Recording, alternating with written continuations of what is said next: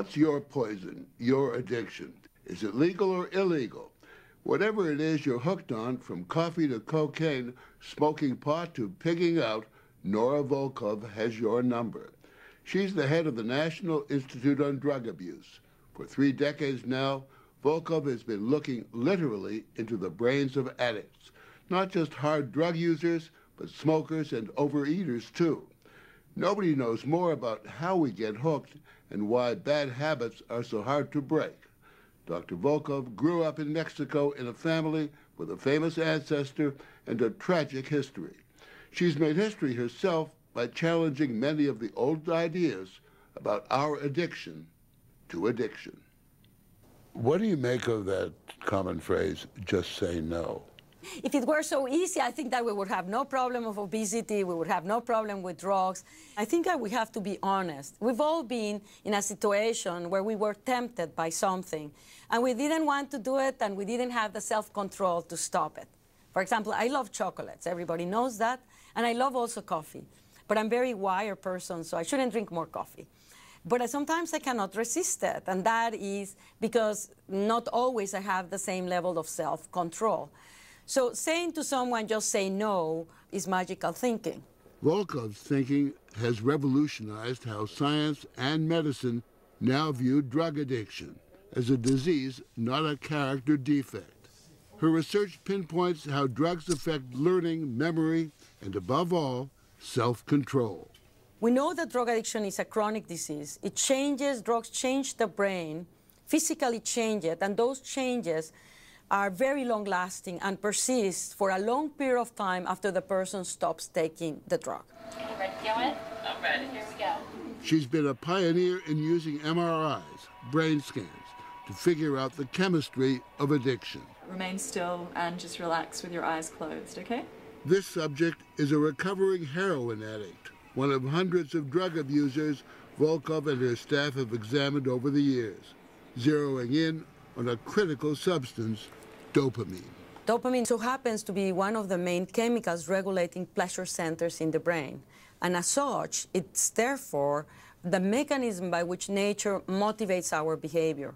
At the most basic level, dopamine has saved us from extinction by making the key elements for survival of the species, food and sex, pleasurable. Dopamine sends signals to receptors in the brain saying, "This feels good." What is it, a hamburger? It's a hamburger. Show a hungry person a hamburger and their brain scan shows a dopamine rush. It just basically stimulates release of dopamine, and the more they release, the more they want the food. We always say, well, why do we have a problem with obesity in our society? And I said, my God, we're surrounded by stimuli with which we are conditioned. If you like hamburgers, you may see the McDonald's yellow arches, and then dopamine goes inside your brain, and you want it, and you don't know why you want it. And Volkov has found images of alcohol and drugs produce similar signals, which the addict can't resist. When a person is addicted, they get conditioned, just like Pavlovian dogs. During a brain scan, a cocaine addict was shown a nature scene. The image created no change in dopamine levels. The same test with a picture of someone using cocaine result a marked rise in dopamine. Here, in an addicted person, you're starting to get the conditioned stimuli from a photograph. From observing. And that's why drugs are so malignant. You see a stimuli, dopamine goes up in your brain, and that in turn drives the behavior of the person to try to get the drug. And that's an unconscious thing. It's not even conscious. Her budget reflects the urgency of the work. $1 billion a year for a wide array of research projects. She was the first to demonstrate how cocaine can damage the brain by triggering small strokes. And she's identified a common trait most addicts share, involving receptors, the molecules that receive dopamine signals. We're seeing consistently a reduction in the levels of these dopamine receptors. In this case, heroin, alcohol, methamphetamine, cocaine, but also marijuana and cigarette smokers. Problem is, the brain just isn't wired to handle the intense high that drugs give. A kind of shut-off valve kicks in, reducing the number of receptors in the brain that receive dopamine's feel-good message. What happens with repeated administration of these drugs is that the ability of them to generate this sense of pleasure decreases and decreases and decreases. And there's a point where the person starts to take them not to feel good, but to feel normal. And other changes in the brain explain why so many addicts, no matter how hard they try, just can't quit. There is that school of thought that says, look, all you need is to be strong-willed. Your problem is you're weak. Show some determination and you can beat this addiction. There are certain areas of the brain that are directly implicated in our capacity to exert free will. The frontal cortex is one of them, crucial. So if drugs damage the areas of the brain that we need in order to exert free will, then it's like driving a car without brakes. You don't want to hit someone, but if you don't have brakes, how do you stop the car? One of the areas that's most sensitive to marijuana is the areas involved with memory and learning. Volkov pays particular attention to educating teenagers about the harsh realities of addiction. Her agency does a yearly survey of their drug use. The good news is there's been a continuing decline in smoking and drinking. The not-so-good news, marijuana use remains high, with 1 out of 3 high school seniors surveyed saying they'd smoked it in the past year. And the really bad news is a massive increase in both teens and adults using prescription painkillers to get high, mainly Vicodin, OxyContin, and other opiates. You know how many prescriptions there were for opioid medications last year in this country? 210 million prescriptions for opioid medications. 210 million prescriptions in 1 year. That's enough pain pills to keep every adult in the country medicated 24 hours a day for a month. There's been a huge spike in hospital emergency cases, and overdoses from pain pills killed nearly 15,000 people in a year's time. Either we are a nation on severe pain, or we're overprescribing. When doctors prescribe these very powerful pain medications, do they know what they're doing? Being honest, I think that many physicians have not been properly trained on how to prescribe opiate medications. Even as a teenager at Mexico's National University, Volkov herself was no stranger to the heartbreak addiction has caused to so many families. Addiction research became an obsession. As a medical student, I was very frustrated by the fact that people that were addicted to drugs were not dealt with as individuals suffering from a medical disease. And I had seen that actually from my own family, because on my mother's side, there is a family history of alcoholism, and it was never considered that my uncle had actually a medical disease itself.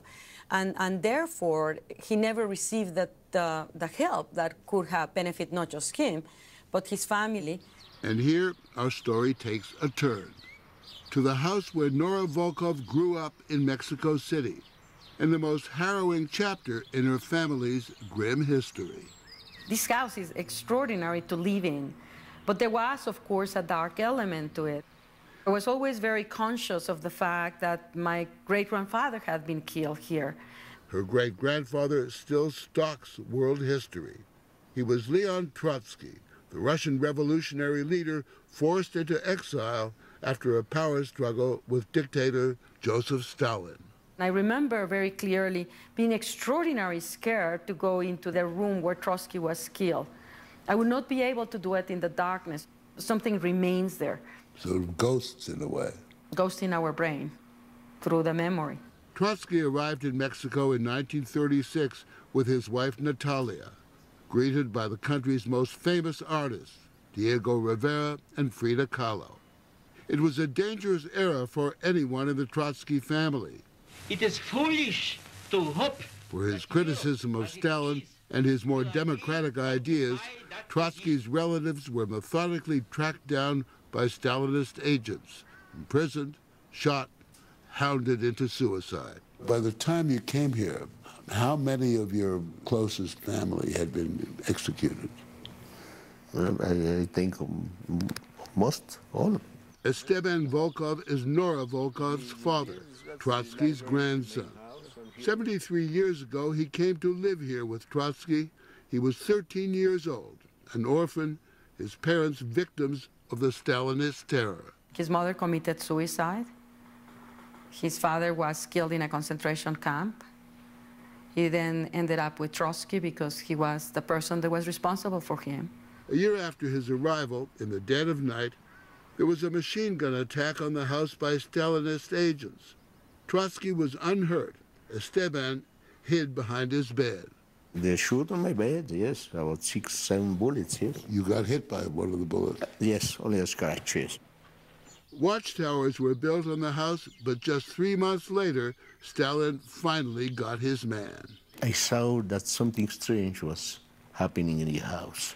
An assassin made his way into Trotsky's office and pierced his skull with an ice axe.